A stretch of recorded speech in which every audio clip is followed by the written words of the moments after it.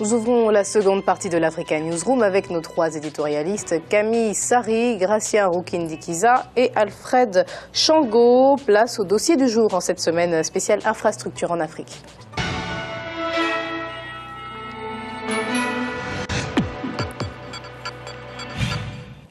Les routes sont nécessaires, indispensables en matière d'essor économique et il est facile de constater que le réseau routier africain dans son ensemble n'est pas assez développé. Nous allons donc voir les mesures prises par les autorités de plusieurs pays du continent pour changer cette donne. Reportage de Franck Noudofina, notre correspondant au Bénin. Avec un taux d'urbanisation devant atteindre 40% en 2015 et une croissance démographique de 2,7% par an depuis 2 décennies, la question des infrastructures en Afrique est devenue une préoccupation de premier plan. La poussée démographique et le fort taux d'urbanisation que le continent a connu est l'une des raisons du besoin plus croissant d'infrastructures routières modernes dans bon nombre de pays. À Lagos, l'une des plus grandes villes du continent, ce besoin se fait plus que jamais sentir. Nous avons également investi dans la construction des routes secondaires. Par exemple, l'année dernière, nous avons lancé la construction de près de 600 routes. Cette année, nos prévisions vont jusqu'à 690 routes à construire. Pour permettre de désengorger les grandes villes, les autorités à divers niveaux ont pris des mesures. Ériger des ponts pouvant permettre de rattacher les grandes agglomérations, investir dans la construction d'infrastructures routières de plus grande taille, etc. À Lagos, les autorités de la ville ont déjà essayé toutes ces solutions, mais le problème persiste. D'autres pistes sont aujourd'hui explorées. Nous travaillons aujourd'hui sur différents projets pour permettre la décongestion de Lagos. Il s'agit essentiellement de l'ouverture des voies maritimes. Nous savons qu'à Lagos, les embouteillages représentent une réalité quotidienne. C'est pour cette raison que nous avons ouvert les voies maritimes au nord et au sud de la ville pour permettre aux citoyens qui le veulent de prendre par le fleuve pour faire leurs courses.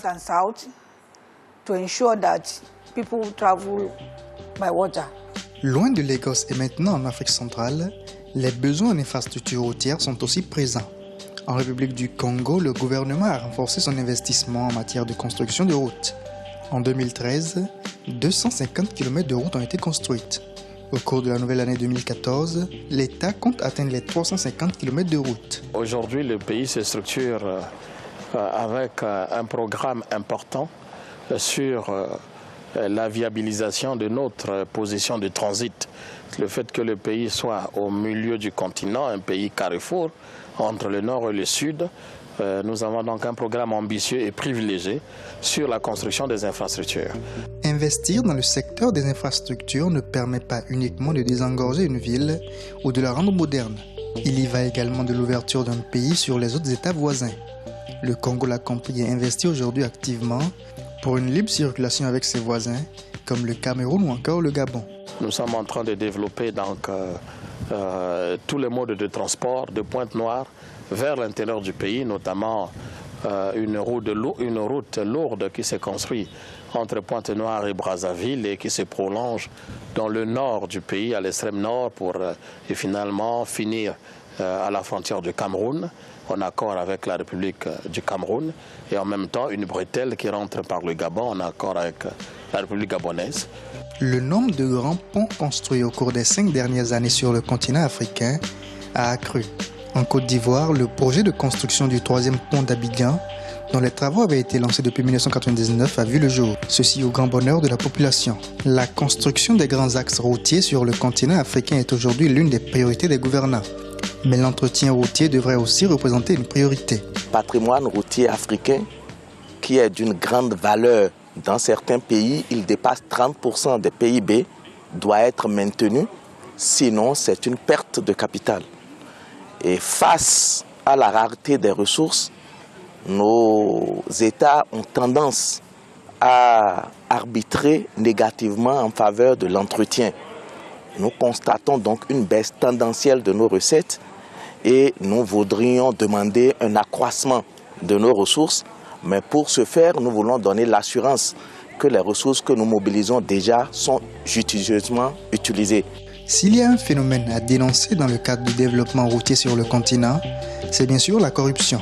Beaucoup de projets routiers en Afrique n'aboutissent pas ou manquent de pérennité parce que le phénomène de la corruption s'est installé, et ceci dans les plus hautes sphères de l'administration.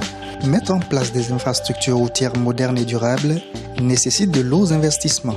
Les gouvernants africains ne sont pas toujours en possession de ces capitaux. Ceci relance donc le débat sur la nécessité d'un partenariat public-privé pour assurer la pérennité des projets routiers qui représentent à n'en point douter des projets de développement. Plusieurs problématiques ont été soulevées dans ce reportage. On va commencer par le premier point, Gratien, celui du coût de ces routes qui doivent être construites. Comment faire justement, parce que parfois il y a la volonté politique, mais il manque les financements. Est-ce qu'ils doivent être nationaux, sous-régionaux, internationaux? Comment faire pour améliorer cette situation? Oui, il manque le financement, mais en général, aucun pays, sauf quelques producteurs de pétrole, aucun pays ne peut financer une route parce que ça coûte beaucoup. Mais il y a des routes, par exemple, qui passent d'un pays à l'autre. Plusieurs pays peuvent mutualiser les fonds, notamment pour qu'une route traverse d'un pays ou un ensemble de pays pour éventuellement transporter les marchandises. Ça fait partie des enclavements de certains pays qui sont enclavés. Mais en même temps, les financements internationaux, on ne peut pas. C'est un endettement pour le pays, mais on n'a pas le choix. On n'a pas de choix, on est obligé, à moins que les Africains s'arrangent pour créer un fonds. On sait bien qu'il y a beaucoup de pays qui ont beaucoup d'argent. On peut citer le Nigeria, on peut citer l'Algérie, d'autres pays peuvent créer un fonds commun d'infrastructures au niveau de l'Afrique. On peut construire des routes éventuellement avec des taux qui sont bas, sans les conditions qui sont imposées par la Banque mondiale ou les autres, ou le FMI. Que pensez-vous de cette proposition que vient d'émettre Gratien?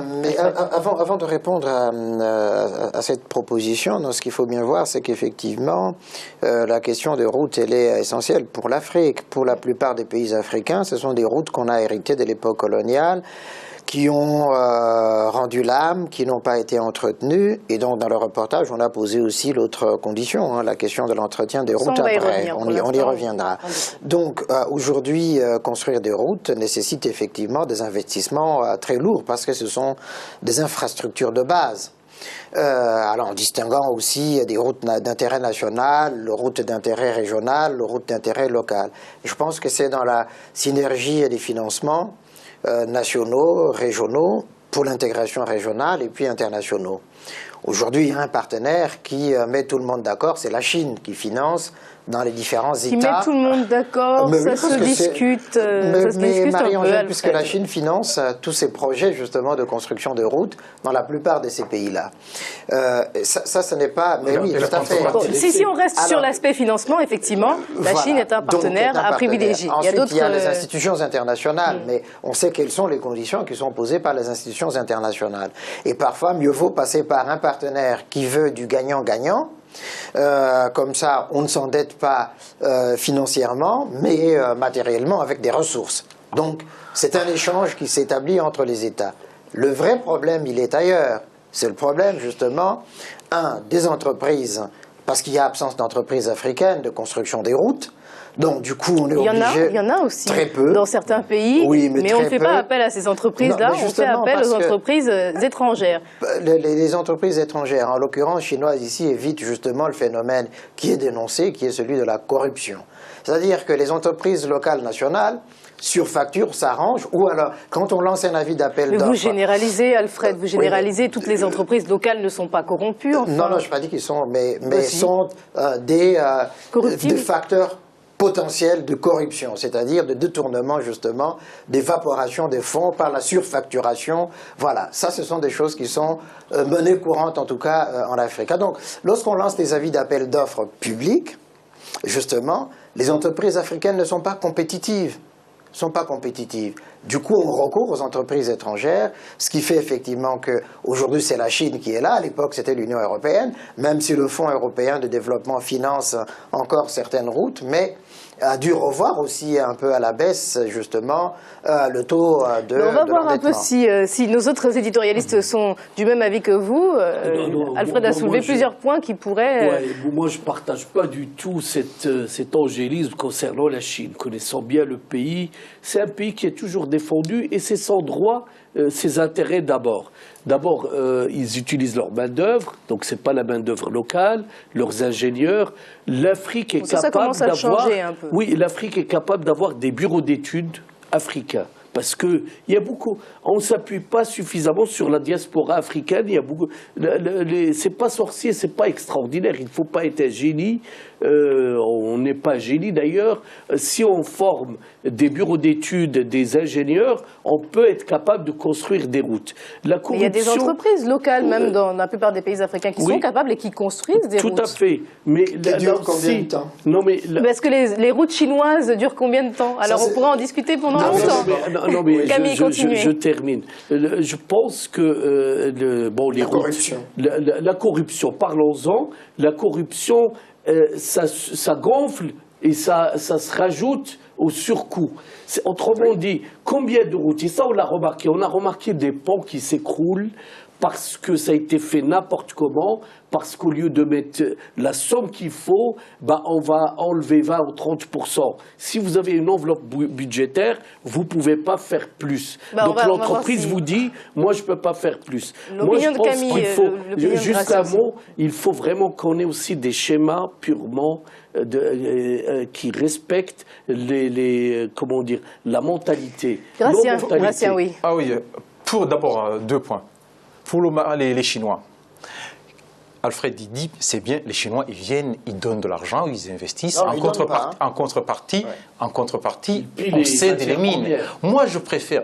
Plusieurs pays sont fait avoir. Il y a des pays qui ont eu des armes, que je ne vais pas citer, qui ont eu des armes, qui ont donné une bonne partie de pétrole pour extraire le pétrole. Mais ces pays ne savent pas combien de barils les Chinois ont eu. Il y a d'autres qui cèdent des mines, d'autres qui cèdent des terres. Ce n'est pas le problème des Chinois. On revient à la question des experts. C'est ça pour moi. Non, je préfère qu'on dit la route coûte 4 milliards et on donne 4 milliards avec des taux d'intérêt, on rembourse l'argent et non pas hypothéquer les mines qui appartiennent au pays. De corruption par le passé. Deuxième chose. L'endettement des pays africains. Laissez Gratien s'exprimer enfin. Les Chinois sont pas un instant, Camille, un instant. Deuxième chose. La corruption, ce ne sont pas les entreprises nationales qui sont corrompues. Ce ne sont pas... Non, ce ne sont pas les entreprises...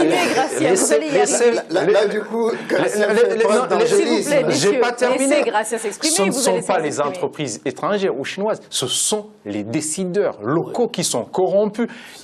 S'ils sont corrompus, même les entreprises étrangères, on a vu des sociétés qui viennent de la France, de tous les pays, de Chine, de tous les pays. Il y a la corruption, le dirigeant il dit je vais avoir 10%, 20%, il aura quelle que soit la nationalité de cette entreprise. Donc la corruption, elle n'est pas importée, elle est déjà sur place. Endogène. Voilà, exactement. Non, on est tout à fait d'accord sur ce plan-là. Ce que je veux dire, la corruption, c'est quoi?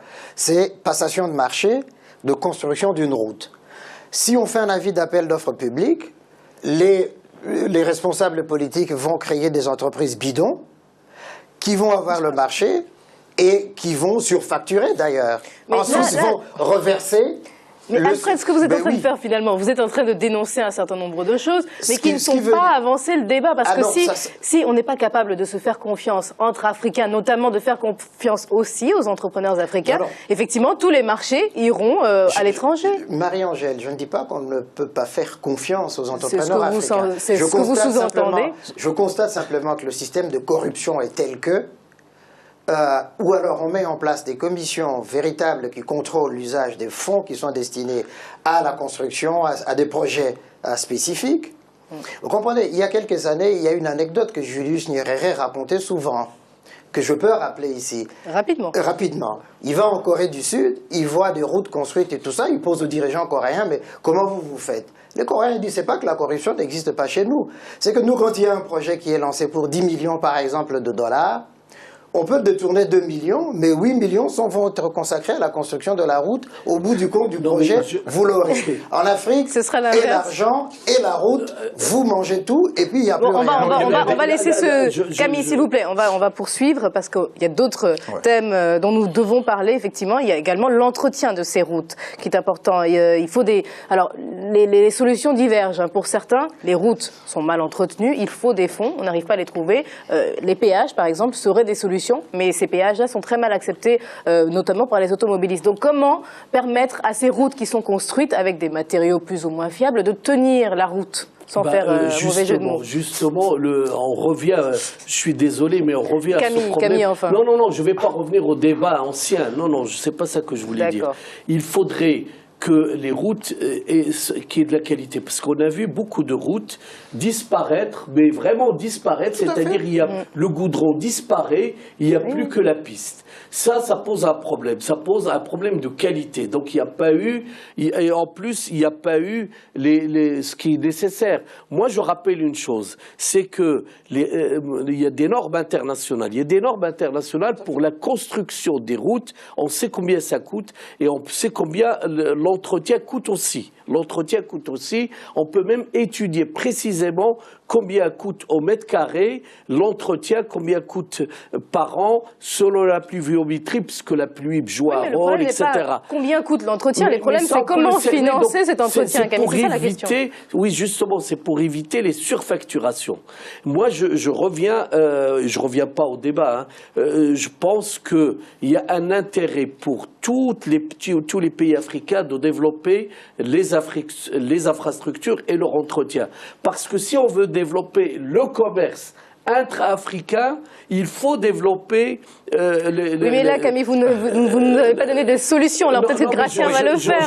Je vais continuer juste sur les solutions. Je pense enfin, aussi, une solution, s'il vous plaît, Camille. Une solution, c'est, par exemple, établir des... Il ne faut pas faire comme en Europe ou aux États-Unis. Quelle solution? Il faut des feux rouges, par exemple. Oui, dans une autoroute, des feux rouges. Pourquoi des feux rouges? Bah oui, ça fait rire, mais justement, c'est à l'africaine. Parce que sur nos autoroutes, il y a des bœufs, il y a des moutons. Moi, j'en ai rencontré entre Rabat et Casablanca dans cette belle autoroute. Et on s'est arrêté, on a failli avoir un cambriolage. Camille, je suis désolée. Gracias, s'il vous plaît. Prenez la parole et expliquez-nous. Pour le financement, je pense qu'on peut éviter les péages parce que déjà, ça nécessite de l'argent, il faut construire. Mais il y a une chose simple, l'autoroute, ce sont les voitures qui passent, les camions qui consomment de l'essence, du carburant. Il suffit de mettre un fonds routier, un fonds basé sur le carburant, on augmente un tout petit peu le carburant et ce fonds est destiné à l'entretien des routes. Vous imaginez le tollé déjà qu'on estime que le prix du carburant dans certains pays est trop élevé, taxer encore plus ce prix du carburant pour pouvoir financer les... Le prix du carburant en Afrique augmente tout le temps, varie en fonction du dollar et les gens, souvent, ils ne voient pas si... Il suffit de mettre un tout petit peu, on met par exemple 5 centimes de dollars au lieu de faire des péages. L'idée des Graciens n'est pas du tout mauvaise, d'autant qu'effectivement, il faut qu'à un certain moment, les Africains deviennent responsables. Vous êtes usager de la route, il faut payer pour l'entretien de la route. Ça, c'est une première remarque. La seconde, c'est qu'aujourd'hui, il existe des systèmes de contrôle routier, des barrières qui sont établies anarchiquement par la police, justement, qui rançonne les usagers de la route. On peut, justement, ça fait une forme de péage qu'on peut mettre sous le compte de l'État et puis installer des points de contrôle où les usagers paieraient justement une taxe d'usage de l'autoroute. Mais les États aussi peuvent prévoir, dans le fonds de construction de ces routes-là, de dégager un fonds à partir du budget de construction de ces routes-là pour l'entretien. Il y a des entreprises... Il serait limité ce fonds, donc. Oui, mais attends, mais ça c'est d'abord pour lancer Marie-Angèle. Hein. Et puis, comme on le disait, effectivement, il existe des sociétés officielles qui entretiennent les routes dans ces pays-là, avec des moyens du bord. Donc, on peut justement relancer, une fois que les routes sont construites, avec ce fonds-là, donner des moyens. Vous savez, à l'époque coloniale, c'était pas sorcier pour entretenir les routes secondaires. Qu'est-ce que faisait le colonisateur? Les cantonniers. Le cantonnage, tout simplement, et on roulait toute l'année sans problème. Pour la maintenance, on fait des fois souvent de mauvais calculs. C'est-à-dire on fait le moins-disant, le coût, y compris par les Chinois, puisqu'on en parle, et puis ça coûte plus cher à l'entretien que le coût initial, parce qu'il faut faire des courbes, c'est tout bête. C'est-à-dire l'investissement initial, et puis sur 10 ans, combien coûte l'entretien. On va voir que ça coûte plus cher que le coût d'investissement. Et là, il faut vraiment peut-être mettre le paquet, c'est-à-dire faire des bonnes routes avec des gros investissements. Et il faut les financer. pourquoi on n'est pas là-bas, enfin tous les financeurs africains, avec peut-être des capitaux arabes, c'est pas des donations, et les pays producteurs de pétrole, c'est leur intérêt parce qu'ils font faire du commerce avec les autres pays, et puis contrôler le coût réel pour éviter la corruption, et puis faire des bonnes routes une fois pour toutes sans avoir à faire de l'entretien avec des sommes faramineuses. Alors, c'est la fin de ce débat. Merci à vous pour toutes ces solutions que vous nous avez proposées. On va rappeler les principales informations dont nous avons parlé en première partie d'émission. En Centrafrique, la situation sécuritaire est précaire malgré la présence des forces militaires africaines. C'est international. Le Parlement de la transition a été endeuillé ce week-end suite à l'assassinat de Jean-Emmanuel Djarawa. Depuis ce lundi et tout au long de cette semaine a lieu l'audience de confirmation des charges qui pèsent sur le Congolais Bosco Ntaganda. Cet ancien chef rebelle doit répondre de crimes contre l'humanité et crimes de guerre commis en 2002 et 2003. À suivre, le volet économique de l'Africa Newsroom, la politique de décentralisation en Côte d'Ivoire et la volonté de consommer des produits locaux au Sénégal. A tout de suite.